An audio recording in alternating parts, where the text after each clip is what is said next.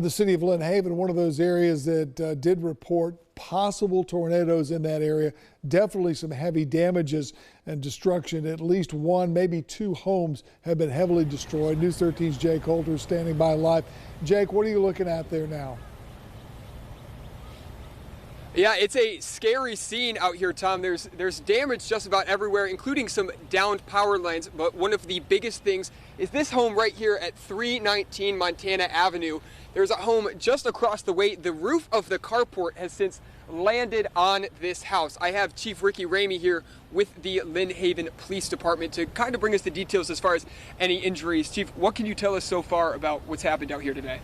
Well, we have no injuries by the grace of God, but we do have quite a bit of damage in the area, and it pretty much extends from 5th in Montana down to 2nd in Montana. So we're just asking residents to please stay out of the area until Gulf Power can get in here and get the lines put back up.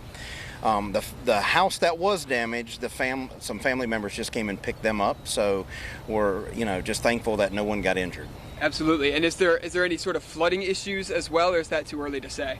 Well, we don't have any flooding issues right now. Luckily, our tide looks like it's going out behind us, so hopefully the water will move pretty quickly out of the area. And is there any, I know we're right here on the other side of the camera, you can't see now, but we're right there. If you're not familiar with where 319 Montana Avenue is, that's right there just about across from A.L. Kinsall Park. Is there any update with the park, or we notice any damage there at all? We do have quite a bit of damage to the splash pad and to our sewer plant fence, and it's primarily caused by wind damage on both.